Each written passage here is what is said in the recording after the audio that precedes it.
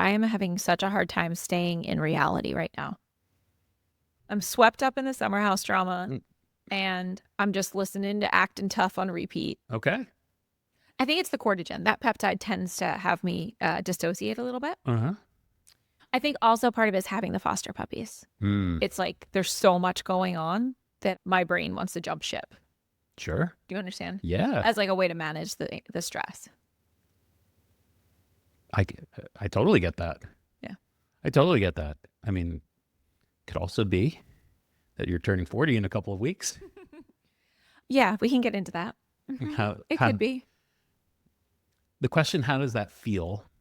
I think is a really lazy question for people to ask, but everyone asks it. Yeah. So you have to have a response. Like be Sure. prepared, but also know that that's not the question I care about. Right. Yeah.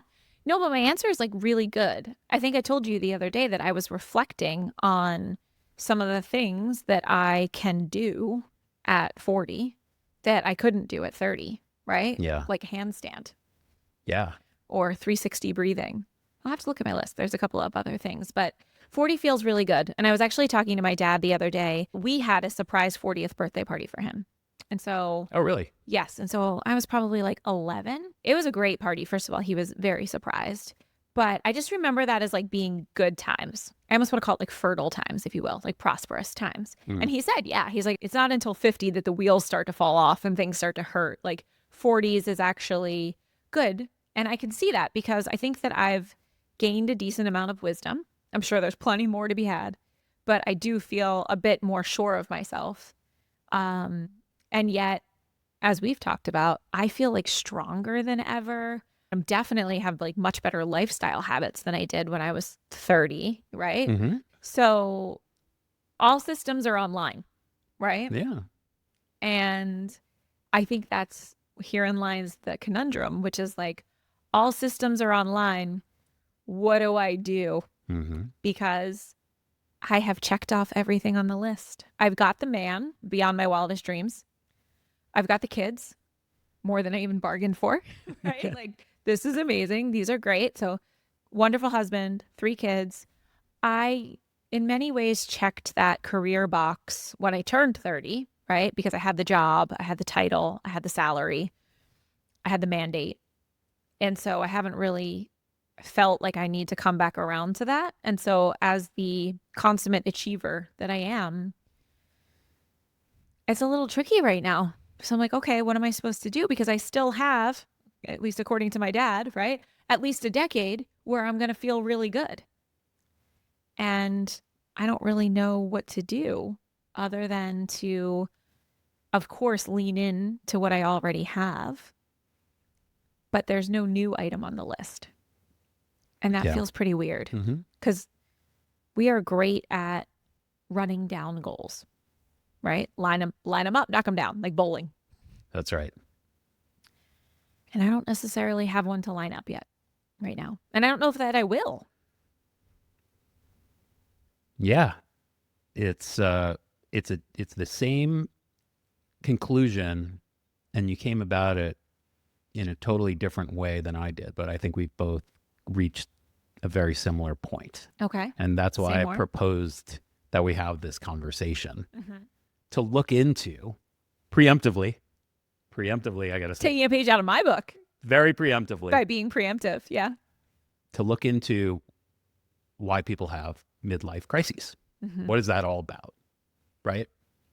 And we can talk about where I started to notice a shift recently and what that was about. But as we explored midlife crises, I think, and maybe this is just the research kind of leading us down a path that we already wanted to go down, but it's basically saying like midlife crises are not about failure. It's about checking all the boxes and then not knowing what's next. Mm. Right. I don't know. Is it though? Well, it seems like it's a meaning crisis. A meaning crisis. I don't, based on what I understand and just what I have like perceived, right? This is a Bravo podcast sometimes. And so when I think about like Mauricio Umansky being married to Kyle Richards for over 20 years, almost 30 years, and then them being separated, he has definitely gone through a midlife crisis of sorts with partying and women. Yeah. Right. For And sure. so I think that that's a common trope that we see, particularly for men, is like the fast cars, the stepping out, the partying. And that, I think Kyle has even said, harkens back to the fact that he got married so young and she already had a kid and they started having more kids. And so he didn't check that box. Right. And now he's able to do it with the wealth that he's accumulated. And so I just wanted to kind of give my retort to that, because I do think that sure, you can have a crisis of meaning like I'm having a little bit, which is like, okay, what else is there? But it's also a time, I've heard it called like a midlife audit, as opposed to necessarily a crisis. Yeah. It's like, okay, what boxes didn't I check? Right. How do you build a life that you don't want to run away from? Is what this is all. It all comes to a head with that question. Maybe, I mean, I don't want to run away from my life. No, I know. And maybe I'm not in the midlife crisis part yet, but I do tend to do things early. So maybe I am. I don't want to run away from this life at all. I have just been on a bit of I don't want to say hamster wheel. Let's call it like mountain trek, right? Of pursuit for 40 years. And now I just don't know. I don't see the next mountaintop. Okay. Well, let's dig into a bit of the meat on why people have midlife crises. And then let's circle back to where you and I stand and how we can nip this in the bud, or things that we can do to proactively get ahead of anything that would look like a midlife crisis. So let's talk about midlife crises. Let's talk about why the why midlife crisis happens at a certain time. Like all of these reasons, all this confluence of events is happening all at once. Okay. So to break them down into most to least obvious. Most obvious is half your life is over. You start doing the math. Right. Right? Right. Okay. Next is this idea of life in general takes a U shape in terms of happiness, where 47 like is the low point of happiness in life. So why is that? Right? Well, it comes down to like the situation. So lots of people are taking care of their young kids and maybe even trying to get their kids into college around that time while taking care of their aging parents. Called like the sandwich generation. Yeah. Right. And on top of that, there's just a total blast of hormones and hormonal shifts that happen. Yeah. Unfortunately, not that many hormones. It's like hormones are plummeting. Hormones are plummeting in women and in men. Right. And so it's a natural time to feel like crap about your choices and to look at all that's going on in your life and be like, what did I do? And realize, now here's the biggest thing, I think, is that it forces you not just to think about how many years you have left, but about how narrow your choices of what you can do with those years are. Right? So you're not going to be a congressman or congresswoman. Right. Right? You're not going to go play Start Major League skiing. Baseball. You know, you're kind of limited. You might have had a dream of being like a CEO of a Fortune 500 company and realize, oh, shit, that's not going to happen. Yeah. As you're saying this, I'm actually thinking about, kind of that U shape that you've said and kind of what I'm experiencing as well, which is I think that if the first half of your life is all about pursuit and the second half of your life is all about meaning, then I think that this is the time where we have to cross the chasm. Yeah. And shift from pursuit to meaning. Right. And I would imagine that that's easier for some than others. But But I think probably it's not different. easy for anyone. I think it's different for everybody in terms of what that means, right? Because everyone's percentage of the pie in terms of what they want to do with that time is going to look different. Probably based on what boxes you've checked already, right? So we move out of this like ambition box checking into this like satisfaction this trying to solve for life satisfaction versus, trying to solve for as many things that we can do. Mm-hmm. And finding that answer to satisfaction is extremely, it's so idiosyncratic. Can you talk to us a little bit about how you came upon this idea and what's been happening for you more recently? Yeah, sure. So over spring break, we had a great time. I'm not going to say like it was the best spring break ever. It was solid. Mm-hmm. We went to Sedona and Flagstaff. The kids just love being somewhere different. They love being in a different house. They love being in a different car. They love being in a different state. So do I. Same, right? It's very bonding to spend time together, being together, and also being alone together, right? Like 2 hours in the car, a lot of like being alone together, Yes. right? Without our typical work, obviously, but also just house chores. Yes, exactly. And there's something really special about having that space that creates these peak moments, I would say, that are 10, 100 times. This is like power law and venture capital better than what we have at home. Like, I'm not saying that the day in, day out is 100 times better. I'm saying that like one moment on the trip when we're driving through the hills, singing Do Re Mi from The Sound of Music together as we are practicing. True story. He's talking about an actual peak moment from our trip. We're working on our vocals in the home. Working.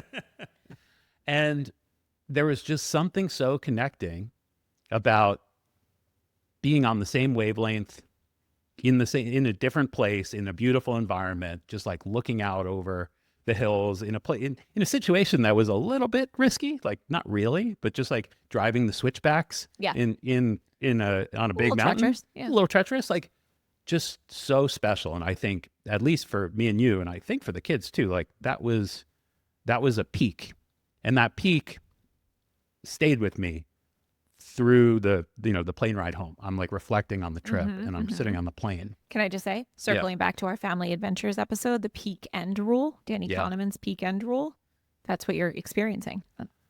For sure. But my reflection was that you can't manufacture things like that. You have to have days of connectedness in order to get to that peak. It doesn't just come about because we all drop things and say, hey, let's skip school today and let's go on, like, let's get in the car and go somewhere. Like that could lead to some fun stuff, but spring break, 9 days together, no work, just family. That's what I'm talking about. And so I'm on the plane home and I'm thinking to myself, like, what are some of the things that I can do, not to shift 180, but just to calibrate a couple of degrees so that I have more time enjoying family time. Like there's a little bit more ambition in me to channel that into family life and to show up a little bit more versus just bringing what I have left over at the end of the day from work home. Right? And I wrote down a couple of things, and like I've just started to implement little things, like checking my email twice a day instead of like on my phone every time I pick up my phone hitting, That's a good one. Yeah. Where I've been amazed with the results, not just from the presence that I have with the kids, but for how much they engage with me. And I'm noticing this and I'm like, wow, a little goes such a long way. And it really helped that it was after spring break, that we were kind of like, it was a good way to buffer the dopamine to like still connect with family and not just like go back to our normal routines. And so I found that what I was really journaling about on a plane was like how to avoid having this midlife crisis, this moment of what's it all for? Why am I putting so much into work if at the end of the day I'm coming home and I don't have anything left to give to my family? Or I'm so anxious about, XYZ thing that I'm ambitious, where my ambition and my energy go into work that's just not, it's an afterthought when it comes to family and putting any ambition or, drive into even just like connecting a little bit more so that we can have more peak moments. Mm-hmm. And yeah, that's where I came to you and I said, I think there's an episode here. I think there's a conversation to be had. Mm-hmm. And I think that a lot of people that are type A and highly ambitious,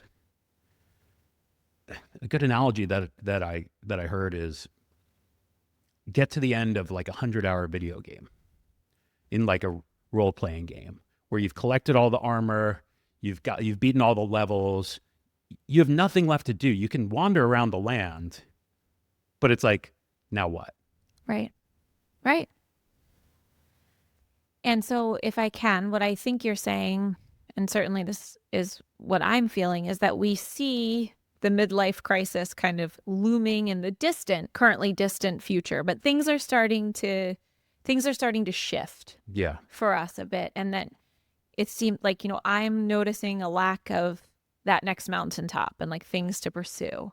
And you're noticing your energy shift from, or at least an opportunity for your energy to shift from achieving and orienting yourself towards work and your career to actually perhaps setting goals or intentions within the family. Is that fair to say? Sure. Or even just simply family hard and put some of that energy into work instead of work hard and put some of that energy into family. I'm not saying I'm going to work any less hard, but I am going to be more intentional with what I'm doing during the day. Just like it's a work audit. I'm like, where am I being effective? It's almost like preparing myself for a little bit of AI Greg. Like, who's the agent that can operate in the background and do things, and who's the guy that has to actually do things where an agent cannot? And I think that's the split. Is there space for us to do like a pre-mortem here? Ooh. Yeah, Right? absolutely. A pre-mortem, it's kind of hard to do a pre-mortem 10 years from now, but even 5 years from now, if this family, if this marriage, if this individual journey were to fail, why would it fail? That's what I would like to talk about a bit. Sure. Well, at a high level, the first thing that comes to me is we let the family system collapse and break down into individualism, Yeah, say more. where I'm pulled into coaching a sports team and I'm not seeing you on a Saturday, and you're pulled into bringing someone to swimming and you're not seeing me on a Tuesday. And, dinner is just haphazard. Like everyone just kind of like eats what they eat and grabs food from the fridge and goes to their room and does their homework. And then, I'm in the office working and I get angry when people are making noise. You're downstairs. You don't know what's going on with work. We record a podcast. We try to talk about, how we're staying connected, but in reality, things are just breaking at the seams. And it's because everyone has their own little life, and family is no longer a team that we are putting first. Yeah, that would definitely break us up for sure. Break up this family. I think the first thing that comes to mind to me is this is like a really fear-based one, which is I worry that if we focus too much on our family, and I have to say, like, this is what comes up for me a bit when you start talking like this, just being really honest here, is that we'll over-index on family and we will lose what we have professionally and in our career, and then we will live in a cardboard box in our 50s. Yeah. No, that's a big one. Just to be very It's extreme. a big one for me too. Because, we really did, not that we haven't worked hard in our 30s, but we really did give our whole selves to work in our 20s. And that created a financial base to move to Florida when things got tough in New York and buy this house and really jumpstart, have 3 kids without worrying financially. Right. And now we are reaping the rewards of that. And we have been for the past decade. And so a lot of me says, okay, now it's time to turn our pendulum, to swing the pendulum and our intentions, our focus back to career. But it's going to look so, even if we were to do that, it's going to look so different now because you and I didn't even know each other for most of our 20s, right? So it was me working over here, saving, toiling, crushing it. Toiling is not the right word. saving, crushing it, saving, crushing it, and you doing the same, right? Building your business. And now there's a lot of us on the trail, right? And so that's just a fear that I have, that I don't want to be this kind of like dark cloud, but I do want to kind of allow it to, I want to pull it out of the shadow and bring it into the light and figure out how we can be level-headed and rational about that idea. Yeah, I see you. I have the same fear. It's not founded, but it is hysterical, historical. And so I'm programmed to do everything I can to make sure that that doesn't happen. Because that is what happened in your family of origin. It's something like it. Sure. Yeah. I don't know if it was because of too much focus on the family. And I don't think that that's what we're at risk of either. But just extrapolating out the piece that creates cardboard box is business failing. That's definitely something that I do not take lightly. Like, I don't take my eye off the ball because of that. And when I talk about family, actually in my plain journal, I said, work hard for family. That is the driver of work. Family hard with every second that we don't have to work. And that's truly what I mean. I think that even what we're doing here is family and hard. Yeah. And it's setting aside time to be intentional. Exactly. Working hard for family is such a shift in you, though. It's such a shift. It's such a shift. Well, the shift of working hard for family is, believe it or not, a shift away from working hard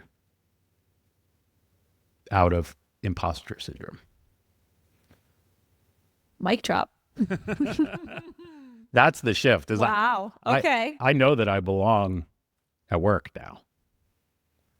Wow. So it's like coming from a place of confidence and competence at work? Not overconfidence, just knowing that. I didn't say overconfidence. It's not overconfidence. It's just knowing that. Rewind a second. Yeah, sure. I just said coming from a place of confidence. You read overconfidence. No, I didn't read overconfidence. I wanted to name that for myself. Okay. Because I don't humility. Yeah. It's coming from a place of believing in myself. Okay. Versus believing that if I don't do everything for work, I'm going to fail.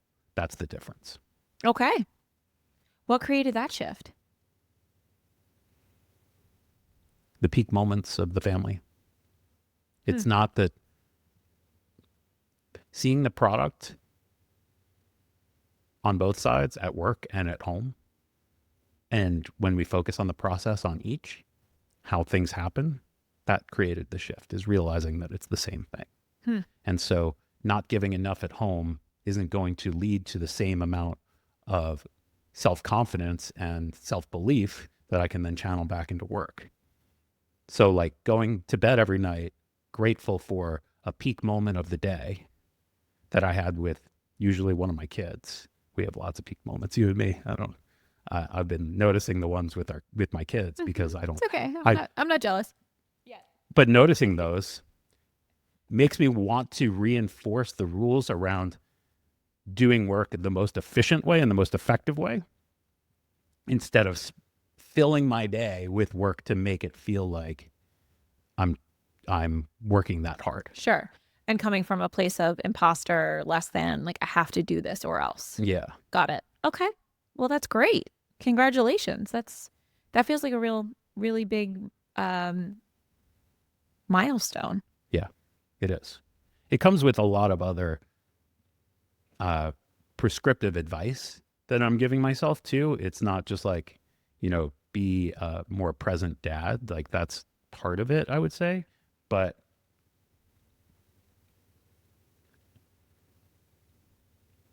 it's like, I wrote, make family part of the work thought. Explicit experimentation and curiosity in order to achieve these peak moments that nothing else can recreate. Okay. So it's like working smarter in order to have the present mind to disconnect from work and go and be in the world together, or just be at bedtime together and not be on my phone. It's not like I don't feel like it's the phone's problem or a problem that I have with the phone or the work. It's about noticing what's actually productive versus what just feels like anxiety. Yeah. I have written down here, good at achieving does not mean good at living. Says who? Whatever the back nine of life looks like in terms of getting satisfaction and how you fill that time with that pie, it seems to me like the common threads here are to stretch your capabilities, right? So try learning things that are outside your comfort zone, one, and that can still apply to your life. You don't have to like go and, learn, get your scuba license or something like that. But you could too. And if that is in pursuit of useless joys, like Right. useless joys are a godsend to extending the brain's life, to extending our lives and the usefulness of the brain. So looking for those things that stretch us as people, like maybe it's mindfulness, spirituality, a new hobby, a new sport, more time with your daughter, right, in the morning on math homework, like whatever it is, like, and something that's just for you, that's really just for your brain, that helps your brain stay young. Yeah. And I think so much of that advice, though, is geared towards like empty nesters, like true 55 plus senior living, right? And so for us, I think because we are seeing these things start to percolate, it is really finding those micro moments, like For sure. my puzzles or dry brushing or whatever it is for you that are these, what did you call them? Like purposeless joys or something? Useless joys. Useless joys. That is key. Next decade, in my 50s, I really hope to be taking art classes at the Cornell Art Museum, but that's just not really on the table right now. Sure. Right. And so I'm still, like, for me, jury's still out about what my 40s bring. And I hope that there's a lot of health and longevity and positive things, right? And that, that we can, whatever bumps in the road may come, that I will be able to be lifted up by those. And honestly, being an entrepreneur that's trying to now build two businesses, I can think of ways to extend, for example, socially. I can think of ways, especially spending time with younger people, I think is a good version of this, like stretching your mind and staying young. But I'm not ready to turn on that social burner yet. I don't think that I can for some time. That's what Summer House and Vanderpump Rules are for. Exactly. So yeah. So you will notice that one of the things I wrote down in my plane journal was watch Bravo with my wife. Because if we do the masculine together, if we do the business building together, if we do the family raising together, we have to do the gossip and feminine together too. That's right. And I'd rather gossip about reality TV stars than real people in our lives. Yeah. And just, it's not congruent with our bedtimes. No. To do anything other than watch That's true. television at our own pace. Mm-hmm. But I do think that this is a good conversation because it's about awareness. It's about being aware of like where we are, what might come and get us, how to nip in the bud this idea of feeling empty or feeling like we have nothing left to achieve, and that being the modus operandi that is the only thing that matters to us. So I don't know where this takes us on a long-term horizon, but I do know that I've made a couple of small, like maybe 1 to 2 degree shifts that really do feel like it's giving me purpose and is giving me time to spend a little bit more with people that I love. And if I can keep doing that, like hopefully I can put off some of these midlife crises issues for another 5-10 years. Forever. It's funny. I think that whether we talk about the conversations that we wish we would have had when I was pregnant or adolescent academy or now heading into midlife, what I'm hearing is the same thing, which is naming our notices, right? And just building the habit of having these small kind of micro conversations, talking about where we each are, Yeah. right? And what we're afraid of and where things could go wrong. And just really making the implicit explicit, right? Until the next conversation. But what I see now and what I'm grateful for, and for you really kind of staking the claim in the ground, is that we are going to talk about this stuff. And as we start to notice things shifting in us, we are going to start making tweaks, but we're not going to make tweaks in isolation and not tell anyone about it, right? We're going to talk about what's coming up for me, what I'm noticing, what I'm scared of, and why I'm experimenting with this tweak, so that we can recognize that we're on a team and that there are knock-on effects of those. And I'm just grateful that you're talking about, getting up half hour earlier instead of I'm going to go buy a Lamborghini and not talk to you about it.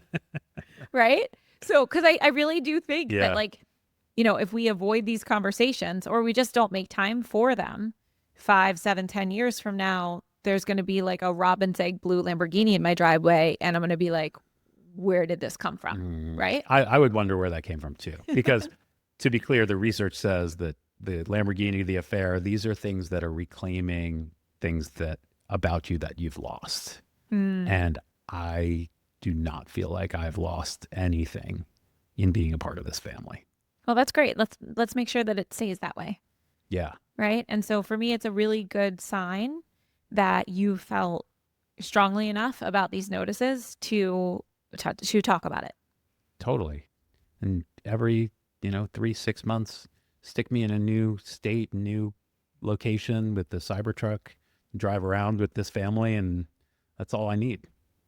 Yeah, I love that. I mean, all of you probably know much better than we do. We did not travel for 5 years after COVID, right?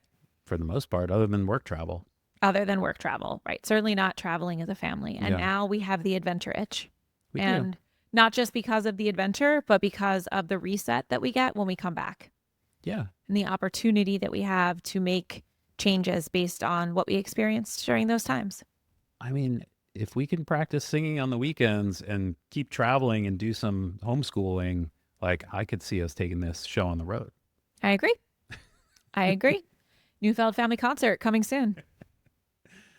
Can't Not wait. too soon, actually. No. We need a lot of practice. Yeah, we need auto-tune. All right. Midlife crisis. It seems like it's a meaning crisis. It seems like there's this idea of trying not to have a life that you want to run away from. But I really think it's about conversation about fears that show up, watching out for those hormones. Those can really sideswipe an entire family. And staying on top of what causes a midlife crisis, not knowing, you don't need to know the answer to how you're going to solve it, but you do need to know what causes it, so that as these things show up, you have the conversations, you take the right doctor's appointments, you're in lockstep with your partner, you're not feeling like you bring all of yourself to work and come home with what's left. And I'm really grateful that we had such a great trip, because it allowed me to reflect on what I really want. And what I really want is just a little bit more of myself and a little bit more of this family. I love it. Thank you. 40s, here I come. Love you, Goosey. Love you, Goosey.